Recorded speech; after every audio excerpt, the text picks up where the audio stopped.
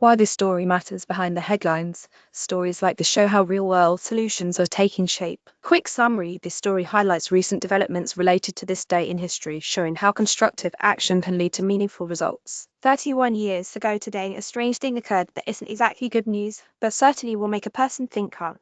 On Kiribati, the island nation in the South Pacific, December 31st, 1984, was skipped altogether as part of a reorganization of the oceanic islands according to time zones. The archipelagic republics, Fenix Islands and Line Islands, had their hours shifted forward, inadvertently causing their calendars to read January 1st, 1974 time zones of the world. The Southern Line Islands are located south of Hawaii at UTC 1400, the closet of any spit of land to the night side of the international dateline.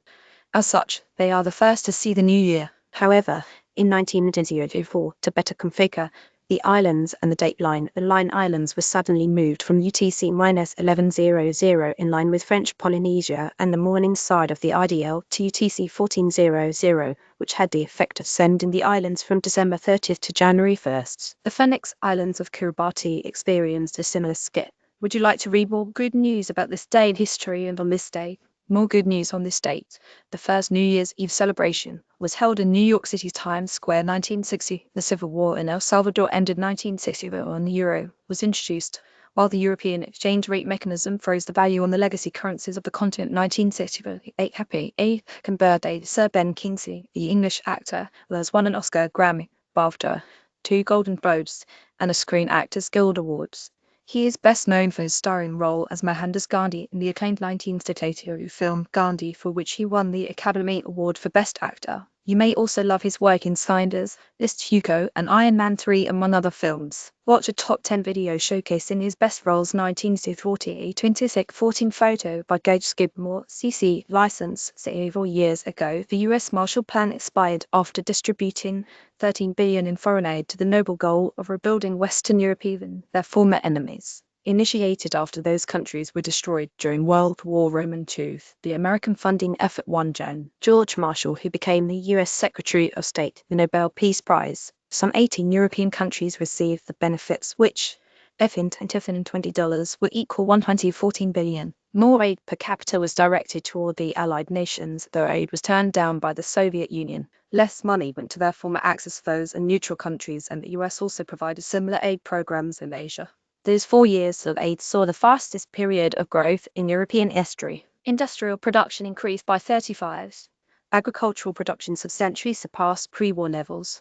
The poverty and starvation of the immediate post-war years disappeared, and Western Europe embarked upon an unprecedented 2 decades of growth that saw standards of living increase dramatically, which would thwart possible future outbreaks of hostility. 1967, and on this day in 1930, Belgians and Britons displayed heroism during the rescue operation of the March Seabrook ferry disaster were honoured. 13 people received awards for helping to save an estimated 260 passengers after the ship capsized, claiming individual lives. Seabrook ferry photo by Akif Ramta, CC. The BBC reported one of the highest civilian awards for gallantry, the George Medal, was awarded to Andrew Parker, who formed a human bridge to allow others to clamber to safety across him. I had no thoughts of heroism at all. Also, happy 60th birthday to writer Nicholas Sparks, author of the international bestseller The Notebook and 17 other novels. 10 of his romantic drama novels have been adapted for films with multi-million-dollar box office grosses. After growing up in Nebraska and attending the University of Notre Dame,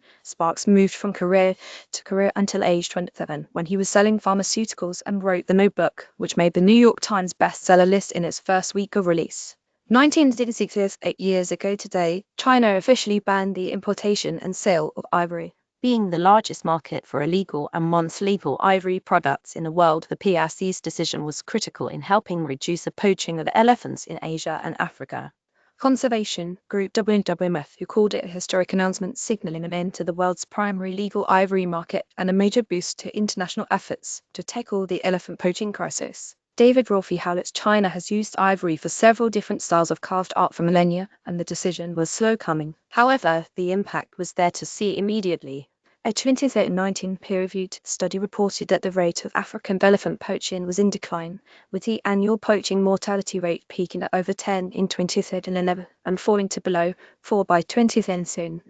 The study found that the annual poaching rates in 50 sites strongly correlate with proxies of ivory demand in the main Chinese markets, the price of which had skyrocketed shortly after the ban was announced in March to be enacted at the end of the year. 2002 and 66 years ago today, Val Kilmer was born, the actor, musician, and artist who would become famous for his roles in Top Gun, Willow, Batman Forever, Saint Jim Morrison, and his iconic portrayal of Doc Holliday in the Western Tombstone. Kilmer has not been stymied by a multi-year battle with throat cancer. Thorough procedure on his trachea has reduced his voice to a rasp and rendered him short of breath. He said in 2017 that he experienced the healing of cancer and has been seen at his new art gallery, Hellmel Studios in Malibu. He also spoke at